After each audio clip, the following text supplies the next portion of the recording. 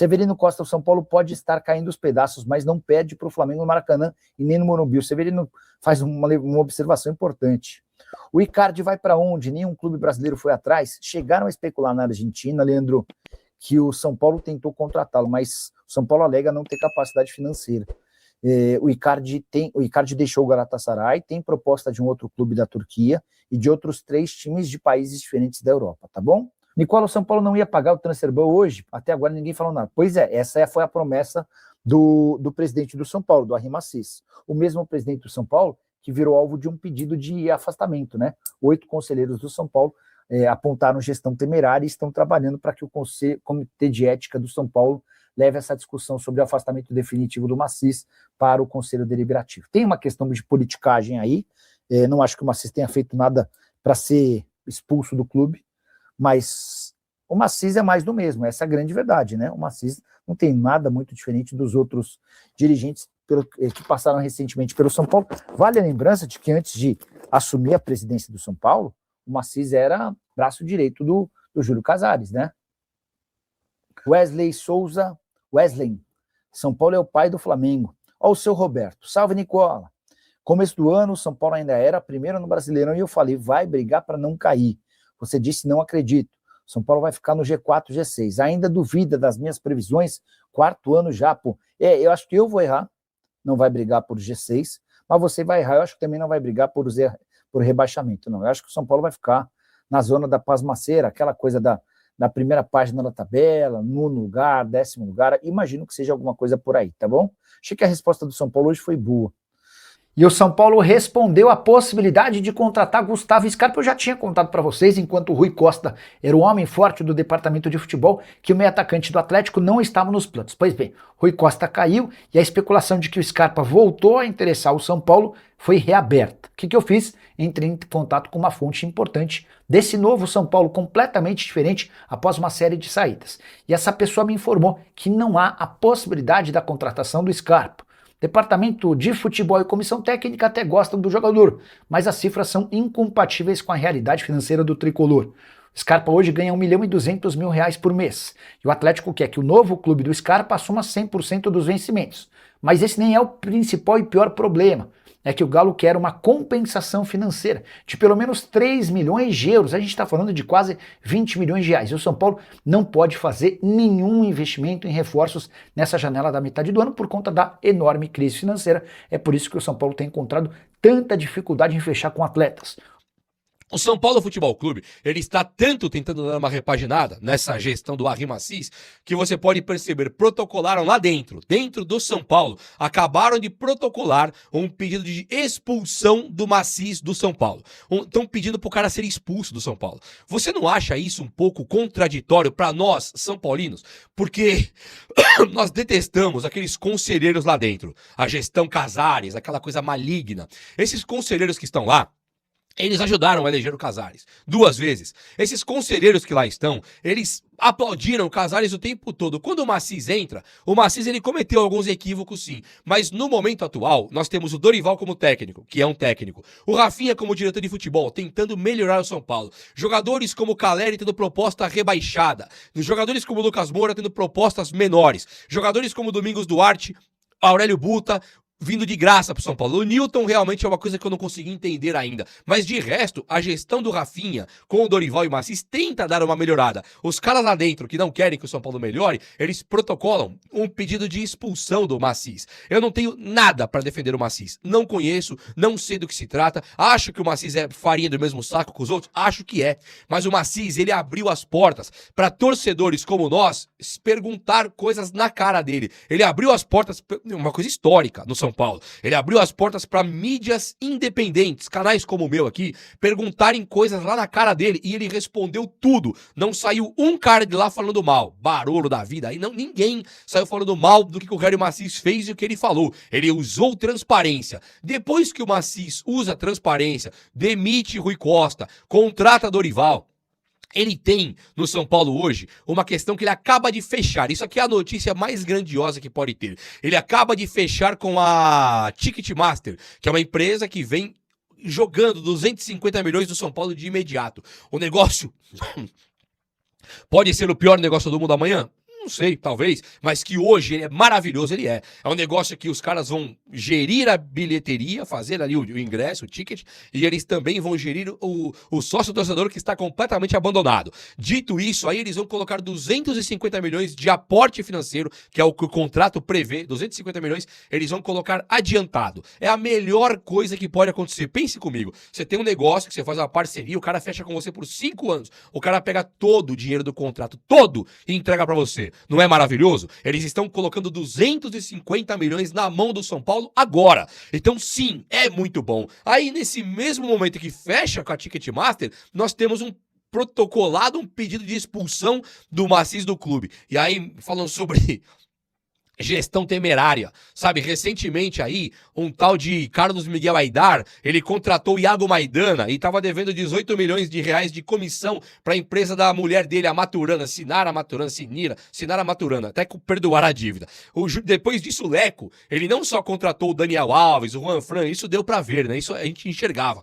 O que nós não enxergávamos era Raniel vindo pro São Paulo, era Everton Felipe, a maneira que veio, a maneira que foi comprado depois. Então, assim, todos os caras foram horrorosos. E o Casares, aí não vou perder tempo, porque eu passo 1 hora aqui falando de galopos da vida, de William, né, das piores coisas de todos os tempos. Gestão temerária, nesse momento do Maciço, o que ele fez para ter uma gestão temerária? O cara mandou embora o Rui Costa, amortizou dívidas, foi demitido para cá, demitido para lá, e aí coloca no São Paulo um técnico que ganha quase igual aos outros e não vai renovar com o Caleri, não vai renovar com o Lucas Moura, não pelos valores que os caras pediram. Então, assim, onde tá a gestão temerária do Maciço? Eu não enxergo. E aí vem a Ticketmaster e no dia seguinte um período de expulsão. Hoje, se você me perguntar, eu estou com o Maciço. Sem conhecer, sem confiar, hoje eu tô torcendo pra ele porque eu não confio em quem pediu a expulsão dele do São Paulo. Esse é o ponto. Agora, vamos para algumas notícias que eu separei aqui para nós conversarmos. Surgiu recentemente aí o Alan Franco, teve propostas para ele,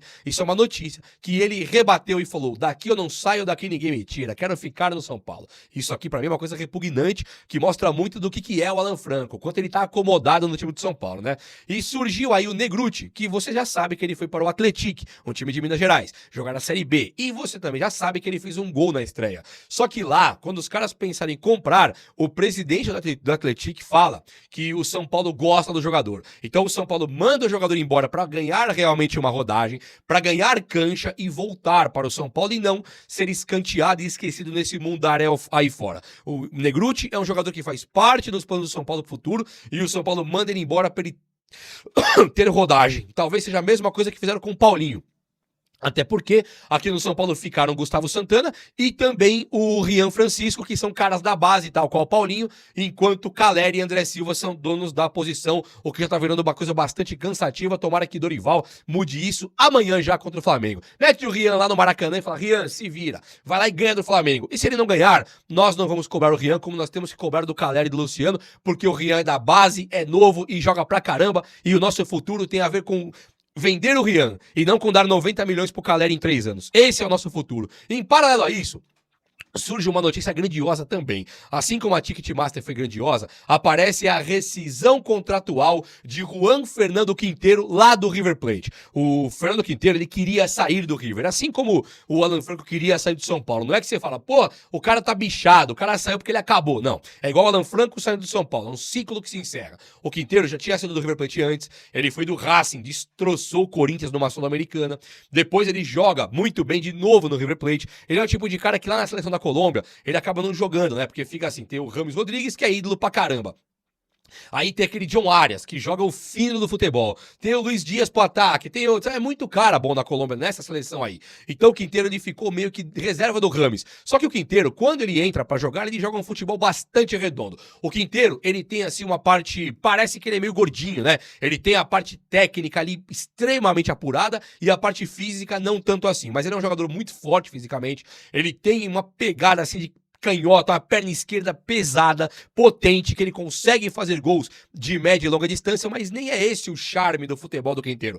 O charme do futebol do Quinteiro tem tudo a ver com a parte de qualidade técnica. É um jogador que toma conta do meio campo, é um jogador que ele detona de jogar bola, ele é um cara assim que ele é considerado craque mesmo. Ele tem que ter contexto para jogar bola? Com certeza. Olha aí o Arrascaeta, o que é no Flamengo, o que foi no Cruzeiro e o que é na Argentina. Na Argentina ele não é nada, porque ele não consegue, ele não tem time que joga para ele. enquanto aqui no Brasil ele sobra, ele joga o fino do futebol. Tem muito cara que é assim, ele depende de um certo contexto para jogar. Olha o Rames Rodrigues.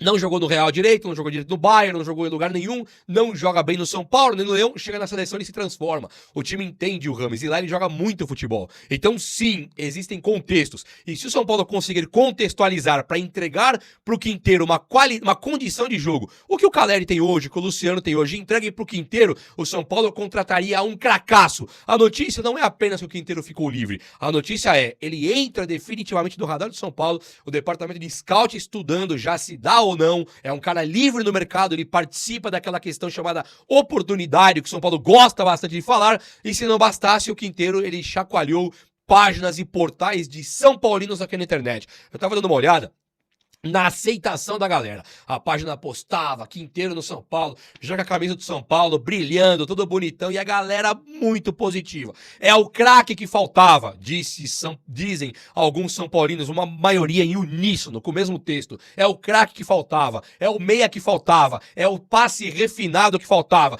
é o meia clássico que faltava. Então esse tipo de argumentação vai levando a gente a sonhar com um cara igual Quinteiro no meio campo do São Paulo. É claro que hoje você tem que pensar em economizar dinheiro, mas assim, não precisa renovar com o Caleri, não precisa renovar com o próprio Luciano, talvez. Não deve, Luciano não, Lucas Moura, não deve, em hipótese alguma, comprar o Cauli. E pode vender o Ferreira e fazer uma grana. E não ache que Lucas Moura e Quinteiro, eles não possam jogar junto. Eles não são caras que se atropelam, eles se equivalem, eles se completam. Então o Lucas Moura, que é craque, tendo a velocidade de alguns jogadores de São Paulo como Marcos Antônio, Arthur, Rian Francisco, Ferreirinha, por que não que um Quinteiro e o Lucas Moura não poderiam jogar juntos e elevar de uma vez por todas o patamar do São Paulo? Quando eu olho pro São Paulo, que vai pegar o Flamengo no Rio de Janeiro amanhã, me vem isso na cabeça. Será que o São Paulo tem uma mísera chance com o Cauli, André Silva, Caleri e Luciano? Não enxergo. Não enxergo uma mísera chance. Agora, se o time do São Paulo fosse Lucas Moura, Quinteiro,